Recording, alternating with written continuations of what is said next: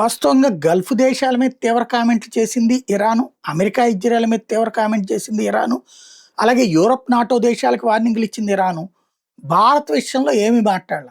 పైగా భారత్‌తో మా స్నేహం కంటిన్యూ అవుద్దంటూ హార్ముజ్ జలసంధి నుంచి మన నౌకల్ని వదిలిపెడతాం, మేము అడ్డుపడబోమని చెప్పింది.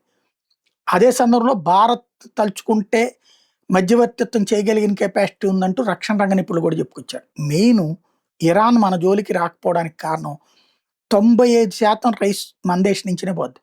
80% టీ మన దేశం నుంచినే పోతది ఆళ్ళకి. సోయాబీన్ మీలు, యానిమల్ ఫీడ్ 2 50% మన దగ్గర నుంచి వెళ్తది. మిర్చి, స్పైసెస్ 40% మన దగ్గర నుంచి వెళ్తది.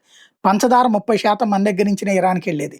అలాగే పల్సెస్ మన దగ్గర నుంచినే 25% వెళ్తాయి. గోధుమలు, బార్లీ 20% మన దగ్గర నుంచినే వెళ్తాయి.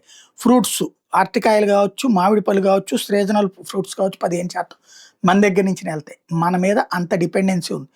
అందులో ఆయిల్‌ని దానికి ఎక్స్‌చేంజ్‌గా ఇస్తున్నటువంటి రోజులనమాట.